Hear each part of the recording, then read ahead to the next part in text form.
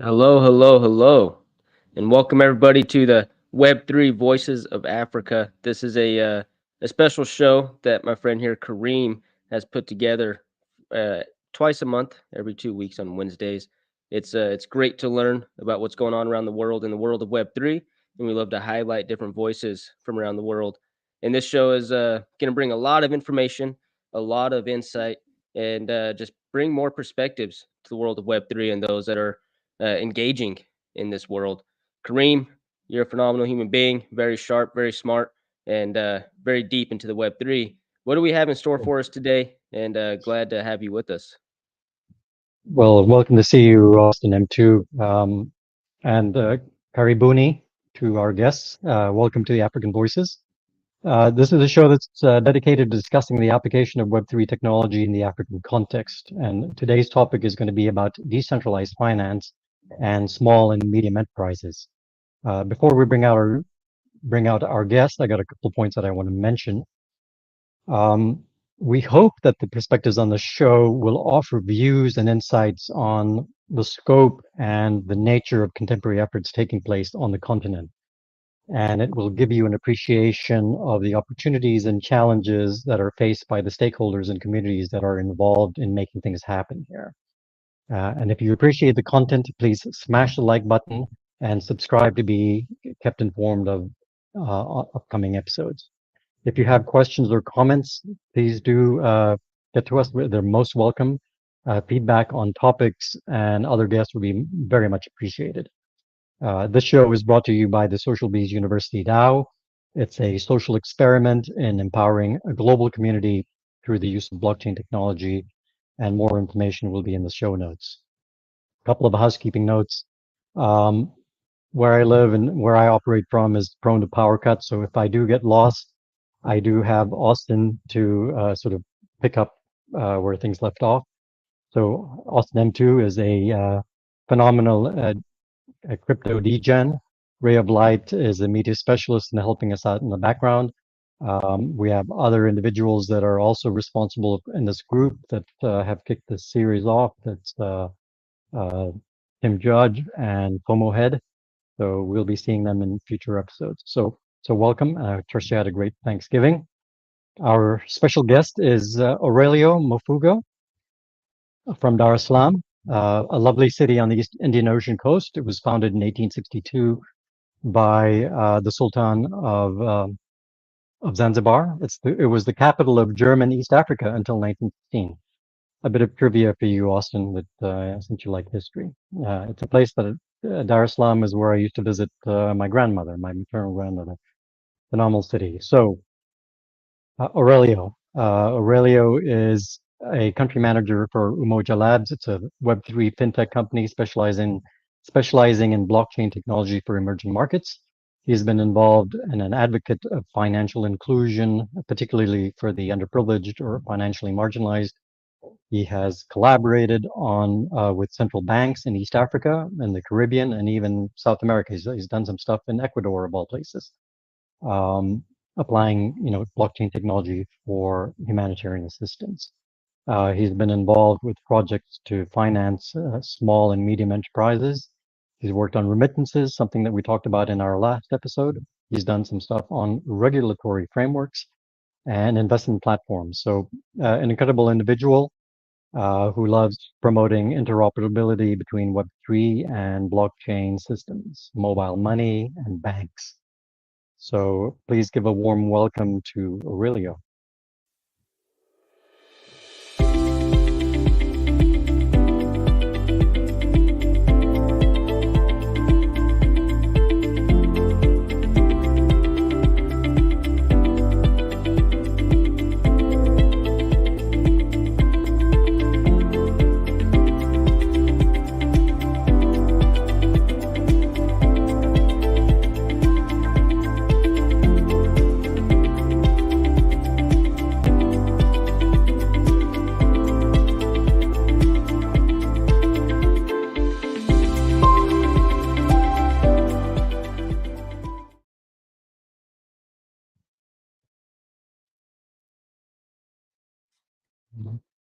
Welcome, Thank you for Aurelio. having me, Karim and Austin. Thank you. Thank you. You're most welcome. Great to have you on with us. So, so we're going to be talking about decentralized finance and small and medium enterprises, and we'll get into some definitions of what is a small and medium enterprise and what we mean by DeFi. But before we do that, can you tell us, Aurelio, a little bit about, what was your inspiration in getting involved with blockchain? How did you get to where you are right now, and what are the kinds of activities you're involved with? Thank you for that great question, Karim. So I've been in the blockchain space actively, I can say, for 3 years. But before, I was passionate about the technology for quite some time, since around 2017. And that was just through reading about what's happening in the industry. I was still in high school back then, so you would hear things like blockchain, Ethereum, or Bitcoin. I had a chance to read the white paper around 2021 for Bitcoin, and all these things were just amazing to me. But then, without having a proper place to practice, it was just a hearsay. I was fortunate to get a job. My current company, Umoja Labs, I've been working with them since 2021. So I'm almost turning third year right now. And because they deal with blockchain and they do a lot of work in the financial inclusion space, I've had a chance to really get a good grasp of the technology. Also, build some really cool stuffs and understood the technology in detail. So I can say quite a lot of learnings over the last 3 years while working actively with Umoja Labs, as well as through a number of interactions within communities, blockchain communities here in Tanzania, in East Africa, and all around the world.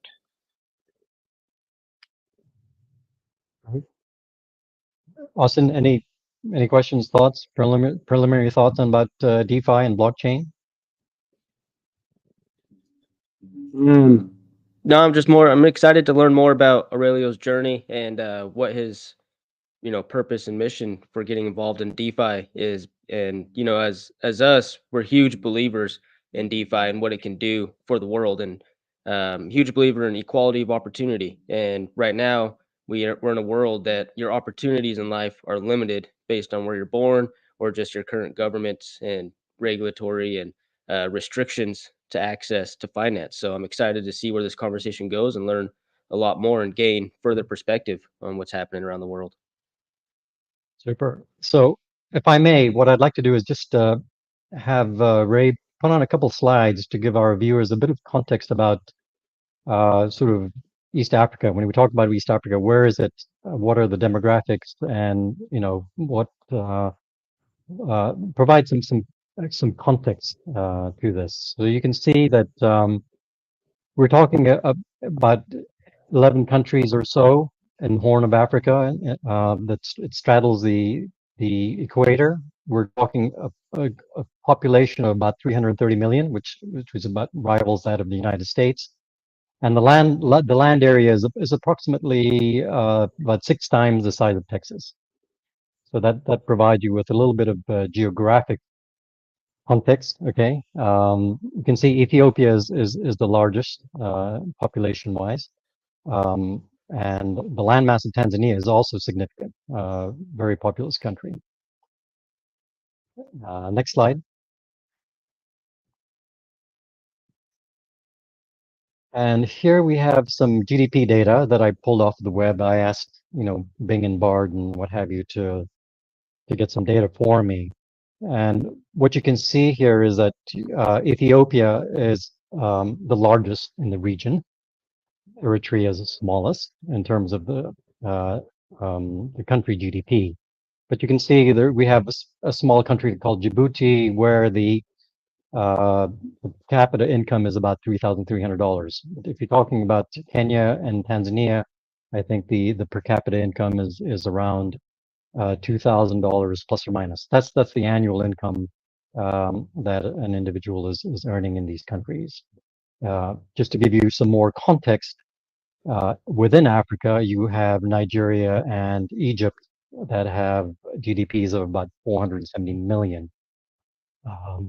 And then compare that to the United States, we're talking about 25 trillion. Yeah? So that hopefully this gives you some idea and some context about East Africa and a little bit about the economy here. There is one other slide just to get things introduced about SMEs. There is a slide about some statistics on SMEs. I think they in Kenya in East Africa they contribute to about 30% of the GDP, and they employ a significant number of people within the country. So it's estimated 10 million people in Tanzania and 2.5 million SMEs. Aurelio, can you comment on this? Is this consistent with what you know? And is this what Umoja Labs is working off of, or is this something different? Yes, the number is correct. The SMEs employ nearly, for example, for the case of Tanzania, they employ nearly 90% of the population here, and it's the same for GDP. They're pretty close. If you compare the SME contribution to the Kenyan GDP and Tanzanian GDP, is almost 30 to 35%. So it's quite a massive opportunity here. And I think when we say SMEs, there is one subgroup we tend to forget a lot of times. So it's micro. So it's supposed to be micro, small, medium enterprises, so MSMEs. So just to give a bit of context, we can say because there are like three different categories there. So for micro SMEs, micro enterprises means these very small businesses, either owned by one person or up to 5 people. For countries like Tanzania, for Kenya, it's usually less than 10 people. So each country has different way of categorizing these these MSMEs, right? So you might find, for example, for the case of Tanzania, the category is based mostly on the capital and on the number of the people employed. If you go to a country like Kenya, they adapt the number of people employed as well as the annual turnover. So for the case of like generally across all these countries, you get to see still, while the categorization might be different, but there's quite a lot of similarities. Like any business that employs people below 100, the total workforce, that's categorized as an SME. So I think that suffices the description of the group that we'll be talking about. And just to add a bit of the context, so for micro MSME, a lot of them are informal. So because it's usually just a single person up to five people. So maybe a boda guy. Boda is a tax riding service. It's common across East Africa. So if you go across the whole East Africa, Kenya, Tanzania, Rwanda, Uganda, Burundi, we use bikes as a form of transport. You talk about because a bike can be owned by a motorbikes. single person. Yes, motorcycles. Yes. So a lot of them are informal. So that's why they're categorized as micro SME, micro enterprises. Also, these small shops, family-owned shops, which are just right by the corner. So we can say they're like the convenience stores in our streets. So they also fall within the micro enterprises group. So depending with the number of the people employed as well as the capital invested, so you might find a business might be owned by a single person, but maybe their capital is higher. So they would move from being a micro to maybe a medium enterprise.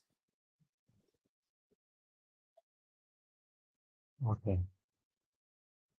Right. I just wanted some clarification. So, so you had micro, and then you had what was the differentiation between small and medium? I know that you were looking at either number of employees So or it that was sort of like the income or revenue generated, right? yes. So for Kenya, micro enterprises is differentiated based on the annual turnover. So any business making less than 1 million Kenyan shilling, that's an SME, just in general. But then if you come to Okay. Tanzania, we use capital invested in the business and the number of employees. So for the case of like a micro enterprise, anywhere between 1 to 5 employees, that's a micro enterprise. 5 to 49, that's a small business, right? And then a medium enterprise is usually between 50 to 99. So anywhere beyond 100, that's an enterprise. Also, the brackets in terms of the capital differ the same. So for a micro enterprise can be anywhere between below 5 million. So that's why you see border borders, these motorcycles fall within that bracket because having a motorcycle is exactly like 2 million, which is hardly $1,000 in Tanzanian shilling. So for a small enterprise, it's anywhere between 5 million to 200 million Tanzanian shilling. So that's like between 2000 USD and 100,000, hardly 100,000. We could say anywhere between 80,000 USD within the current conversion. And for a medium enterprise, for the Tanzanian categorization, is anywhere between 200 million and 800. So between 8,000 USD and anywhere close to 300,000 USD. So that's where you would categorize these businesses, whether as micro, small, or medium enterprises. So any business beyond 100, that's definitely a large business. Okay, great. And Austin, any questions? Any- He answered the questions that I was having at the time when he was comparing the numbers, and I was wondering what that was in US dollar terms. So, Mhm. that's the question I Right. had during the time. He had mentioned a million Kenya shillings. That's about $6,535 US dollars at the current conversion rate. Good. Okay. So let's talk a little bit about traditional finance and DeFi. What separates DeFi, decentralized finance, from your typical uh, your traditional finance, Aurelio? What are some of those Yeah. salient So features? okay. So I would say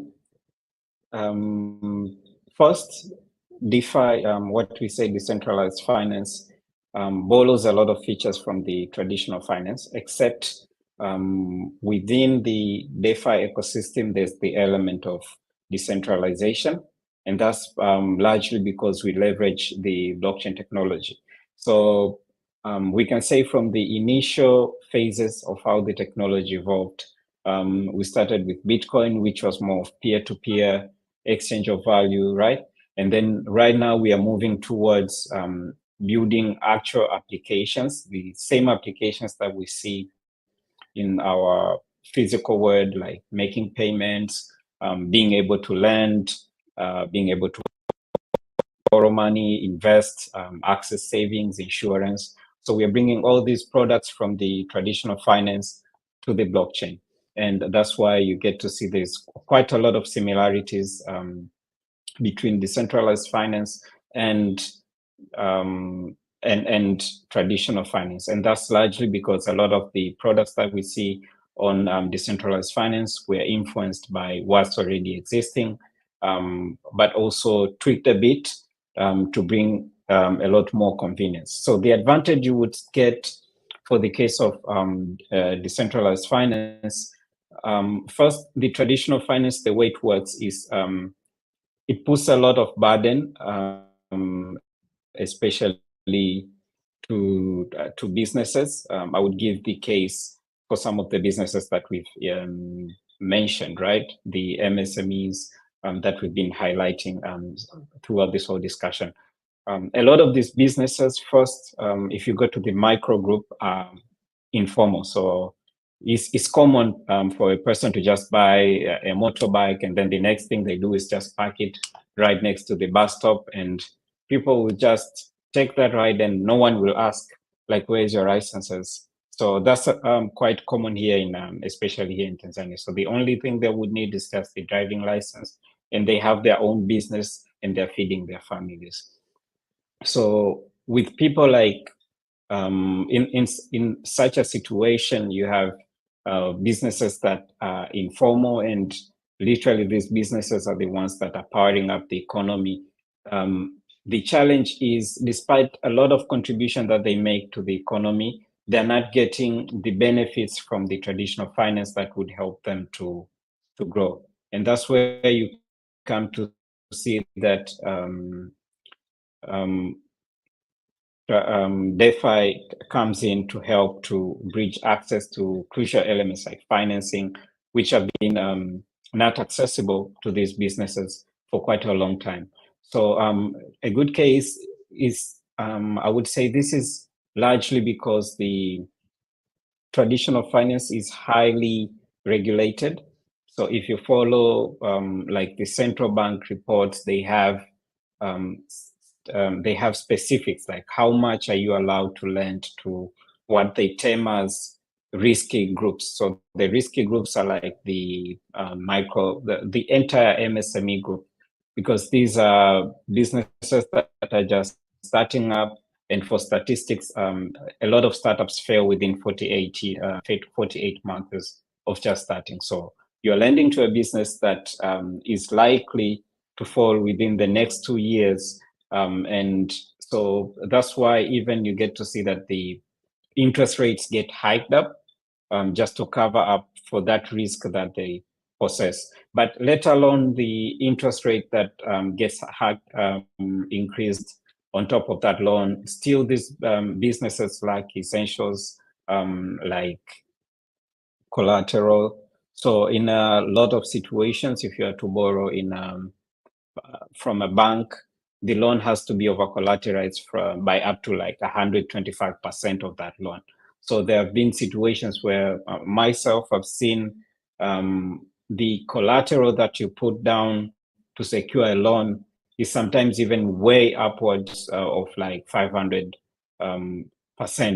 worth of that loan. So you get way less because when they assess you, it's not just based on the value of the collateral that you put, rather it's just how they term you to be risky. So in the end, I think you end up with a lot of loans that are kind of a burden to people.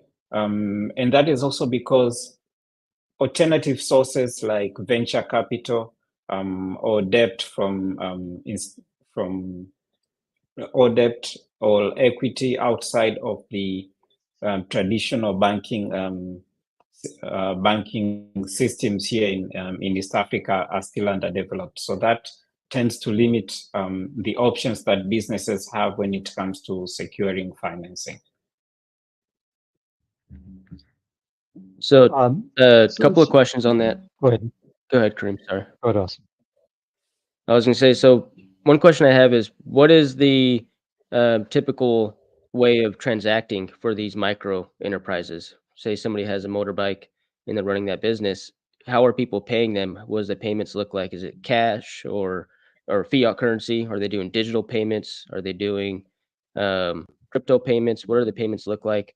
And then also, what is the percentage of people that have these businesses that actually have some sort of traditional finance setup, that have bank accounts, that have a savings account, let alone borrowing anything and lending anything? Yeah, so a lot of these transactions are made in cash. For the context of here in Tanzania, cash is king here. So you don't have cash, whether you have mobile money or you have a bank or you have a credit card, you still resort back to cash because literally every business has to accept cash. And So that is quite different when you move to a country like Kenya or Rwanda. These two have made quite a lot of progress when it comes to accepting digital payments. And these payments are largely through mobile money. For example, for the context of Kenya, I was in Kenya in September. In a lot of times, I couldn't make a payment with cash because I might hand over a cash, like a 100 bill, and then I can't get the change because the border only accepts M-Pesa transactions, you see?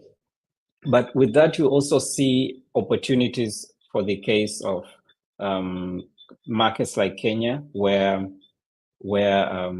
the payment infrastructure largely inclines on M-Pesa, largely inclines on M-Pesa. So you see opportunities for digitization there. Also, on coming to the context of crypto, there isn't much uptake of payments using crypto despite the technology being advanced. What we are seeing so far is pilots that have been done across the whole East African region. So that a number of companies, my own company, Umoja, has been pushing that for the context of humanitarian as well as development aid payments. So we use USDC to help refugees access value out of the in the humanitarian transfers that they would get. So in situations like this, that's where you would get to see crypto being adapted. But widely outside of the context of these programs, it's quite hard to find crypto transactions being adapted. And just to give you the context, I think in a lot of situations, we are speaking about people who majority are living below under $1. So sometimes it's quite hard for them to afford even a smartphone. So that is the context, especially if you go deep down to the rural areas where tools like M-Pesa are just for transacting value. So you just transfer money to your mom and then they just withdraw it, or we would say off ramp it, and then that's it. There isn't any other transaction in between. But then, so that also kind of limits the development of this system. However, we can say having mobile money has been quite an achievement because first, over time, mobile penetration has gone high. So we are speaking of upwards of 40 million subscribers on a country like Tanzania who are actively using more telecom services. So with that, you also mean for each of these 40 million subscribers, there's also a matched number of mobile money accounts. So I think in just last year, I heard the statistics that M-Pesa transacts over 1 billion in just a single month. So you can see the value that these networks bring. So there is quite a lot of significant work done to bridge financial inclusion through mobile money. And that is because you get the convenience of making phone calls, communication, but also at the same time, you're able to transact and send money, make payments with just your phone. So it's quite a convenient tool. On the banking side, for the case, I would speak for the case of Tanzania, where I've been living for quite a long time. Bank accounts penetration is still very, so I would give an example. Unless you have a specific need, whether you're going to college, in a lot of times, for example, for youth, people might end up getting bank accounts right when they're going to college because they would need it to get the student loan or the bursary that they need to for their studies, right? And for that, they definitely need a bank account. And that's when bank accounts become active.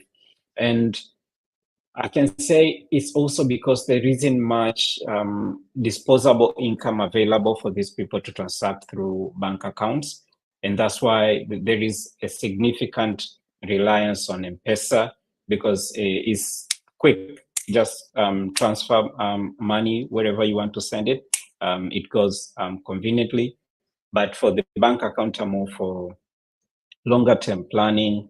And with that, you also see that even the products like savings, insurance, the ones that you would expect to come as a bundled service as part of the accessing financial services through bank accounts are not widely available to majority of the population. So I think we are speaking quite a lot of problems, but also means there's quite a lot of underlying opportunities that we can leverage DeFi to bridge to. Yeah, thank you for that. There were several points that you raised there, and I wanted to go back to some things that you said. You mentioned that when you I think you came out for Eid Safari. That's when we met. You talked about paying these bodas and based on the notes that you had. Can you also speak to this issue about currency conversion, right? Taking your currency from Tanzania and bringing it to Kenya and things of that nature. That is one set of questions that I'd like to. There's one point I wanted to ask you about. The other one was going back to your when you talked about access to finance um, and the challenges you face there. Can you speak to sort of DeFi versus what is microfinancing? Microfinance. So there are a lot of microfinance programs that have been created, and how can you speak to that based on your experience? And then I'd like to come back to education and blockchain, but that's maybe a topic for another time. So currency Yeah. conversion and a little bit about microfinance. Yeah, so I can say there's quite a big challenge even with currency conversion. In one situation, right when I was about to leave, I wanted to make a withdrawal. So I wanted to get 1,000 Kenyan shilling. I think that's hardly $100, right? And for that transaction, I would get charged through the bank 500 shilling. So I would get charged 500 shilling to get 1,000 shilling. So that's quite a lot in terms of the cost as well as the exchange fee. So in a lot of situations, for my case, I would rely on dollars. So I've had to carry USD, physical USD cash in a lot of places that I've traveled to, whether it's Kigali, Nairobi, or even in other markets that I've been to. So, and that is because across all these countries, it's easier to convert dollar than when you carry your local currency to that country. So a good example is Kenya and Tanzania.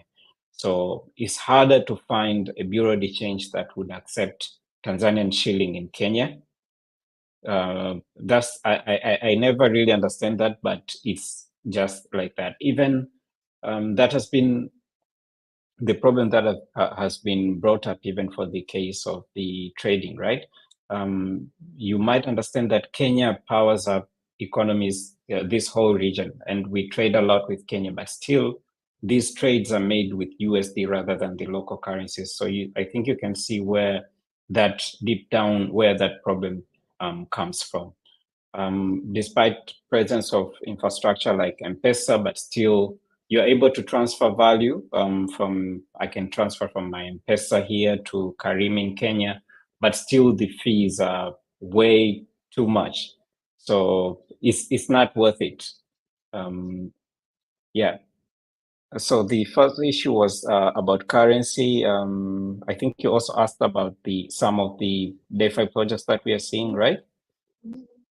Yeah, DeFi compared to even what is microfinance, right? Because you talked about the nature and the scope of the loans, right? And so there's this new thing. Well, not new thing. It's been around for a while. Microfinance for people who can't access finance through the traditional means, right? A Yes. lot of So to vulnerable Austin and organizations. Hmm. Yes. So to Austin and other listeners we have, so to give you context, microfinance is sort of a breached version of a bank. So because in a lot of contexts, banks are usually centralized in towns, right? And because of that, it becomes harder for people outside towns to access to access banking services, because to set up a bank, you need vaults, you need it's a full squad. So you need votes, you need security. It's a whole investment, right?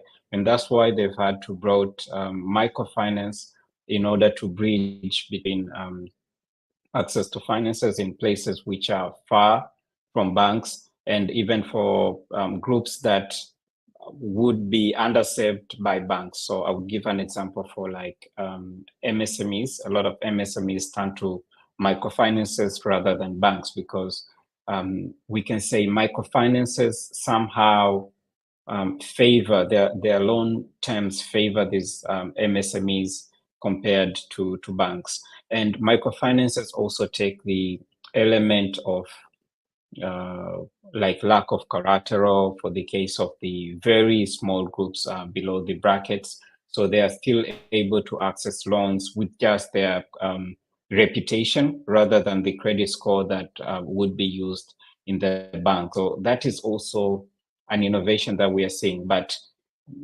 being smaller compared to the banks, that also means their transaction sizes are also limited. So for a microfinance, you get anywhere between $500 to upwards of like $10,000. Some are getting even $10,000, $50,000. That is because in a lot of contexts, these microfinances are very limited in terms of sizes, and they rely largely on the deposits that get brought in so that they can also circulate it and lend and make a small margin out of that. So unlike banks, which have branches all over and they have quite a big pool, they also offer a lot of products that ensure that they have enough liquidity to lend to customers. So microfinance has been playing quite a big role in helping to bridge access to finance to these groups. However, that also comes, that is also limited in terms of the size of the transactions that they can make. So moving on to decentralized finance. So as we said earlier, decentralized finance borrows a lot of the products that we see in the traditional financial systems and brings it on chain and makes it accessible on chain. And as of late, I can say since around 2021, we've seen quite a transition from investing towards investing in real world assets. So by real world assets, we mean taking the money, we can say the crypto, and investing it in projects that are actually real projects and are making returns. So that can be things like real estate, or for the case of our context today, MSME lending. And for the context of East Africa and the whole of Africa, we've been fortunate to receive quite a lot of financing from the DeFi sector. So if you go to this website, rwa.xyz, if you look at the statistics, Kenya, Uganda, Nigeria, and Ghana, all these countries are within the top 10 countries that have received the most financing from decentralized protocols. And we are speaking protocols like Goldfinch, which has done quite a big work, as well as Credix, and even ourselves as Umoja, that is also something that we've been pioneering. So we can see quite a big number of entrants coming into the space trying to bridge access to financing for these groups. And the model that goes into financing for these groups is quite interesting, and I think is scalable, unlike what we have seen with banks and microfinance. So microfinance lend directly to the consumers. However, the scale of that lending is limited, right? Banks can lend to consumers as well as to businesses. And for the case of what we are seeing in the DeFi lending space, a lot of these loans are made to businesses that extend loans to these MSMEs, to these border guys we see on the streets. And that also helps unlock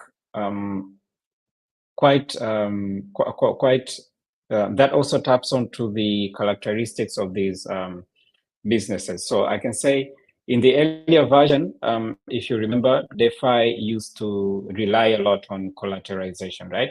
So to get a loan of like $1, you would need to provide a collateral of up to $1.50, maybe, just to get to access $1. But in a lot of contexts, these businesses that operate in East Africa, first, they are already facing the issue around accessing collateral. So they don't have the collateral that they can provide to the banks or to the microfinance for them to access the amount that they adequately need to scale. And even when you go further, for the case of some of the enterprises that have been financing like borders, or these small businesses on the streets, even their customers also lack collateral aside from the business that they have. So how are you going to bridge access to financing in such a situation? That's why you see recently there's been quite a big entrance. So ourselves, Umoja, we've been keen on building towards that future, providing loan in places where collateral is inaccessible, also making sure that the interest fees are also lower compared to traditional finance. So in a typical context, if I would walk into a bank, before I even get assessed, they would tell me the loan is the minimum interest I would have to pay is, I was just checking right now, is 16 or up to 17%, right? That is the interest rate I would have to pay. So that also might get higher depending with my credit score, as well as the collateral, basically how risky I'm perceived. But if you come to the context of decentralized finance, you come to see players like Goldfinch, all these credit protocols that we've seen have been extending lending to East African companies. They provide up to like 11% interest rate. So that's quite small, and it's also uncollateralized, meaning that the borrower does not have to submit a collateral to access a loan, which otherwise could have been way expensive if they were to get it from a bank, and almost impossible if they were to get it from microfinance. So I can say this is quite an innovative approach, because with that you get to see businesses borrow, largely fintech businesses, credit businesses, all these businesses that are working along the asset financing. So anywhere where they help people to access devices or access borders. So they get to borrow, and then in the end, they also are able to extend these loans to their customers in a very small interest as well. So in the end, it's a situation that benefits everyone. So it's not only these businesses that are borrowing from DeFi protocols, but even it trickles down to the end consumer that we see in our communities as well.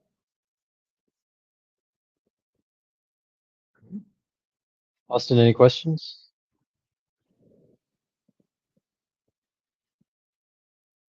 Austin is occupied. So one of the salient features about decentralized finance was this idea that you got rid of these intermediaries, right? It was you'd be able to transact without middlemen, so to speak. So, for example, with Bitcoin, we see remittances being able to be made without a central institution Can you speak to this issue of what is Umoja doing? What is Goldfinch doing? Are they recreating an intermediary layer in there or not? Or have I misunderstood some of this? Can you speak to that a little bit? Yes. So basically, I think the idea of decentralization is taking away all the intermediaries that you would have in a typical financial situation. So, like if I were to go to a bank, I would have to interact with the bank, the credit bureau. All these intermediaries also result in hiking up of the fees that I would end up paying, right? It's almost the same. It's quite different on the DeFi experience. So in a typical situation, you would expect being able to transact peer-to-peer, which is already happening. However, due to because in a lot of contexts, still it's impossible to fundraise like $1 million just from a single person alone. So you would need to fundraise this amount until it's fully. You get the what we call a full. Uh, you get the pool full, and then that's when you can transfer that value to the borrower. So that's where you get to see players like Goldfinch or Umoja Labs ourselves, or different players coming here in between. So the goal is first to provide um, or to provide the assurance, because in a typical situation, banks also get money from their customers, right? You also need that the process, what we call underwriting in a typical traditional finance, you also bring it on chain. So this underwriting process is done by these entities like Umoja, Goldfinch, and that also helps to ensure that you're lending to correct businesses, because I can say, despite the technology being exciting, we are still behind being capable of fully automating everything. So that's why you still need people who are capable of doing the auditing, doing the analysis, and just to make sure that you're lending first to an actual business. You also put legal structures.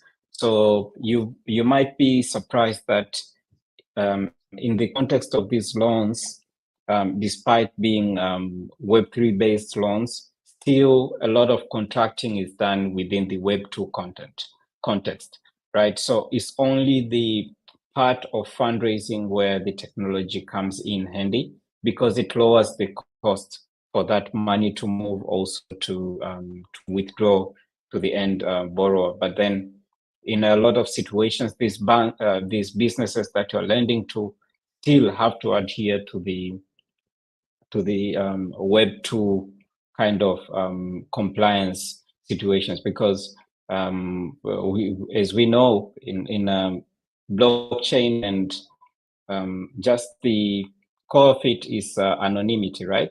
But then you are lending to a business, and then you are expecting to recoup these funds after like a tenure of 2 years. How are you going to recoup if you're lending to a person that you don't even know? It's easier to fundraise because everything can be automated from the smart contract, and that record can stay there. But then how are you going to recoup, and making sure that you're not fundraising like for illicit activities like money laundering or trafficking, because that is also one of the concerns that we've seen with the technology. And in as much as it offers anonymity, but still we want the technology to do good. So in a lot of contexts, we embody a lot of Web2 processes, despite this being a Web3 experience. And that is also to ensure that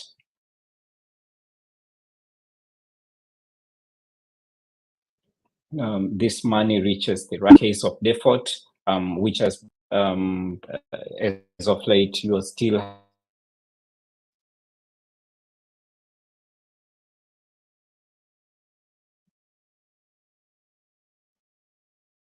funds.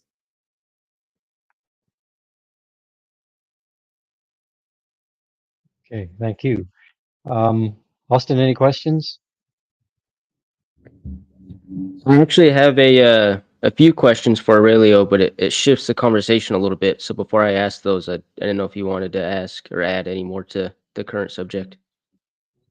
I've got a lot of questions to ask, but I also, being cognizant of the time, we're coming up to the top of the hour. So, maybe I think we need to have Aurelio come on for a part two where we can follow up with some of these questions.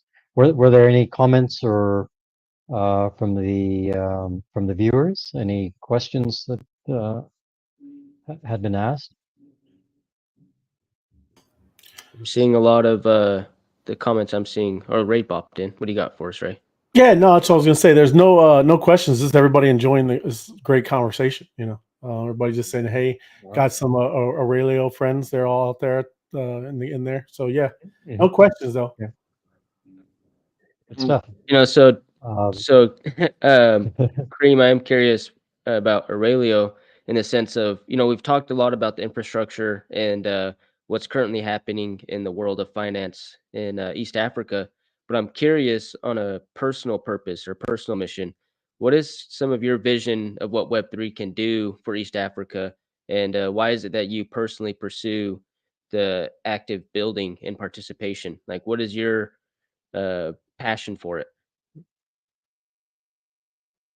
I think as the days goes, a lot of young people, there's quite a lot of initiatives, I can say, happening in Africa.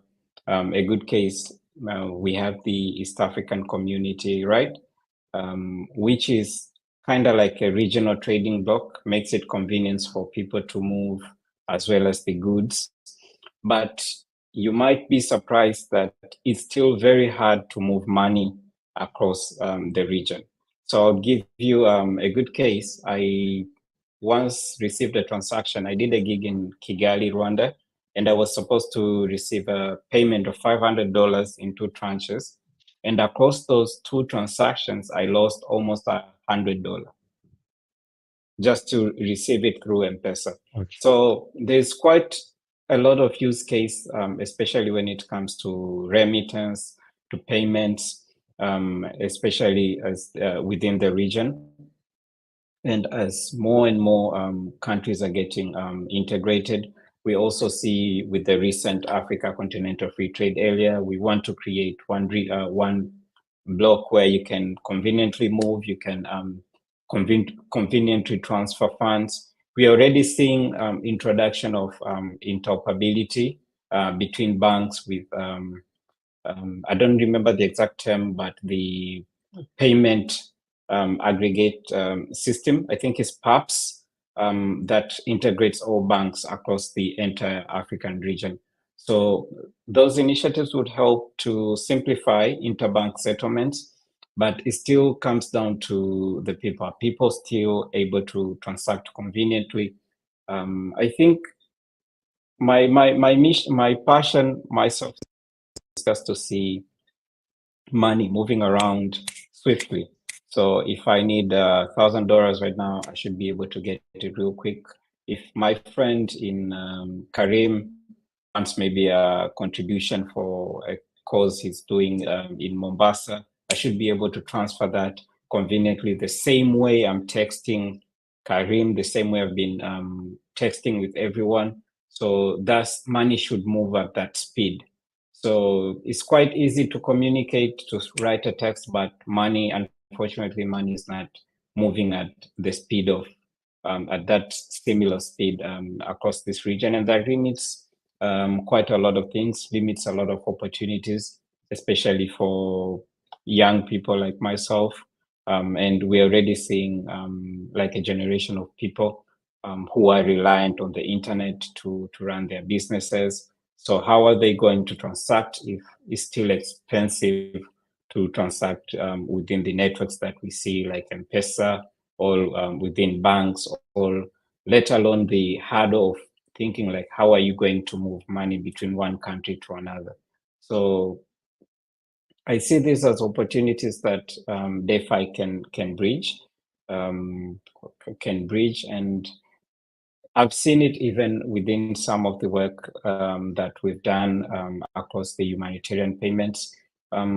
It's usually like in a closed test group, but you can attest to the speed at which you can transfer those funds and the insights that you can get. So the money, if you move money with like blockchain technology, it just moves swift because everything is peer-to-peer. So it's basically like sending a text on WhatsApp. So money moves at a speed very fast.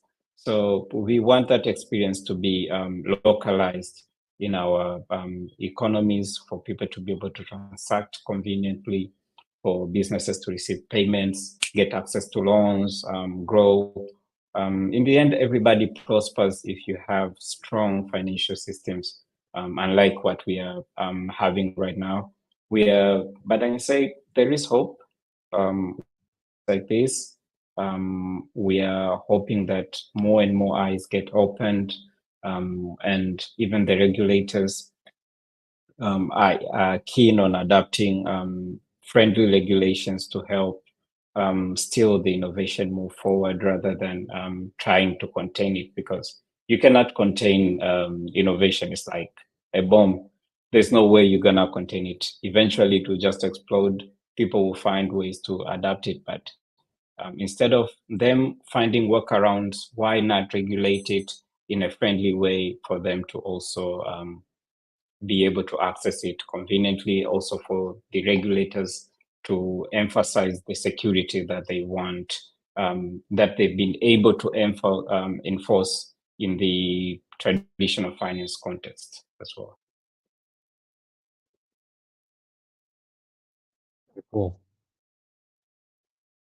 Austin, anything else?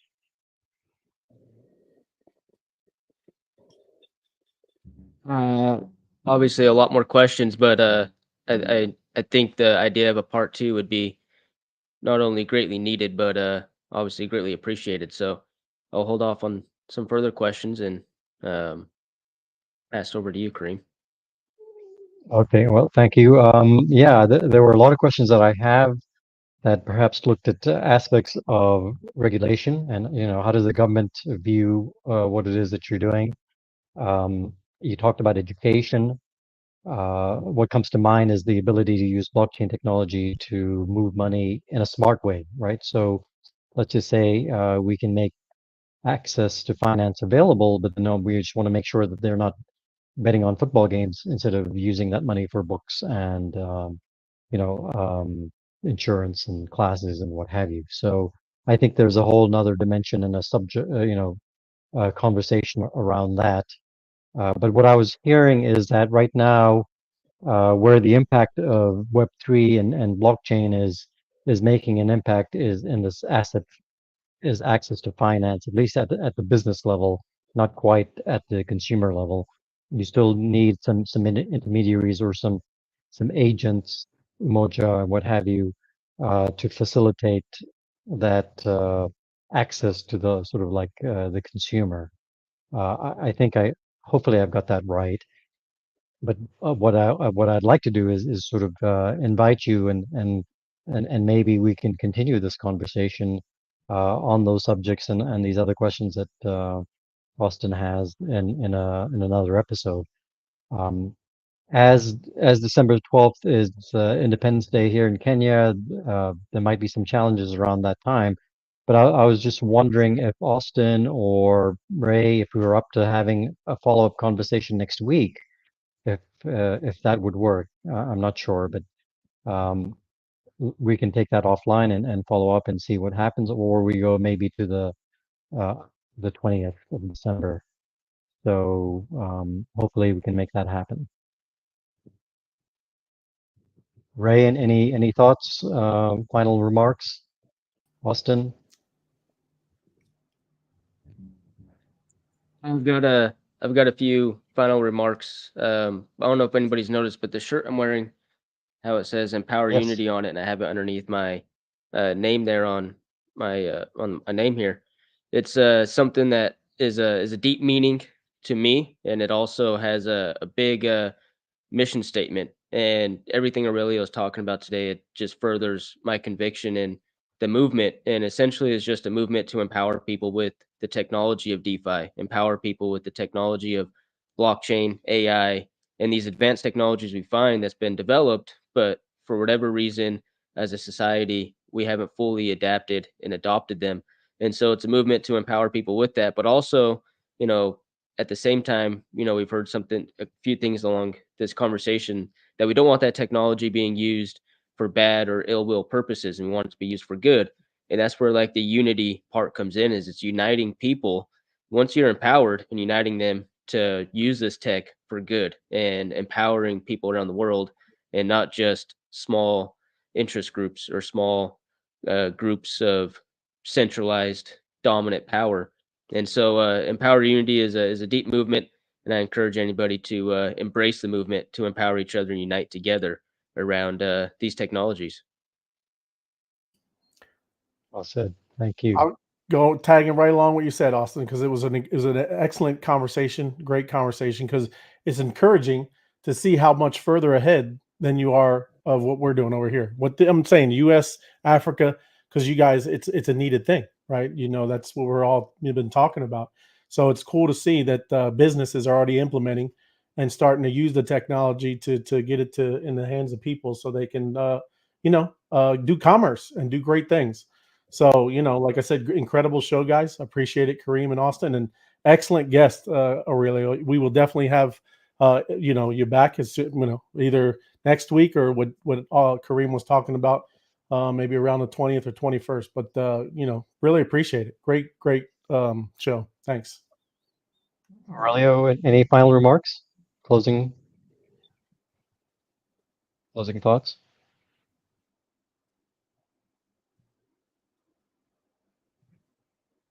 Nope. All good. I think we might have. Yeah. All right. Okay. Super. All right. Well, I'll follow with Aurelio, and we'll go from there. Thank you. Thank you very much, gentlemen.